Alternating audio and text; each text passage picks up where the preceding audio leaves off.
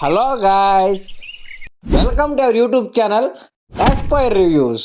ఇప్పుడే 45 అనే మూవీ అయితే చూడడం జరిగిందనమాట.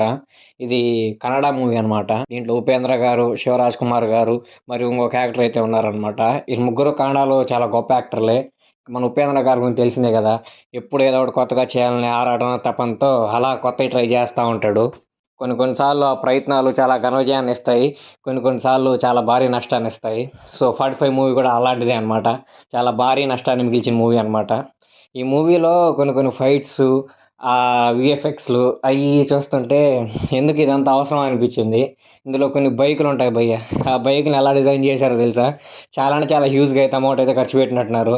ఇక క్లైమాక్స్లో వచ్చే ఫైట్ అయితే అసలు బాహుబలి లెవెల్లో తీద్దాం అనుకున్నారు. విఎఫ్ఎక్స్ అవి పెట్టి ఏదేదో ట్రై చేశారు, ఏదేదో చేద్దామని, కానీ ఏం వర్కౌట్ అవ్వలేదు.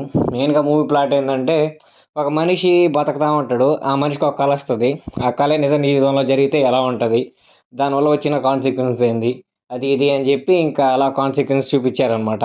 మెయిన్గా ఈ మూవీ 45 అనే టైటిల్ ఎందుకు పెట్టారంటే, ఆ కళ వచ్చిన 45 డేస్కి ఇంకా మనిషి అయితే చచ్చిపోతాడని చెప్పి ఒక పర్సన్ అయితే చెప్తాడనమాట. నిజంగా ఆ 45 డేస్కి ఆ పర్సన్ చచ్చిపోతాడా, లేదా 45 డేస్ ఆ సర్వైవ్ అవుతాడా, లేకపోతే ఆ 45 డేస్ ఎలా సర్వైవ్ అయ్యాడు, ఎవరు అతన్ని కాపాడారు, ఇదంతా మీకు తెలియాలంటే ఇక మూవీ అయితే మీరు చూడాల్సిందే. నా పరంగా మూవీ గురించి చెప్పాలంటే చాలా వరస్ట్ ఉంది మూవీ.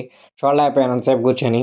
ఇంక నేను ఉపేంద్ర గారి గురించి ఎక్స్పెక్ట్ చేసేది అయితే కాదు, చాలా ఏదో ఎక్స్పెక్ట్ చేస్తున్నాను, కానీ వరస్ట్లో వరస్ట్గా ఉంది. ఈ మధ్య ఉపేంద్ర గారు చేస్తున్న మూవీస్ ఏమి అంత గొప్పగా అయితే ఆడట్లేదు. సో 45 మూవీ కూడా అందులో ఒకటి, అంత గొప్పగా అయితే ఏం ఆడట్లేదు.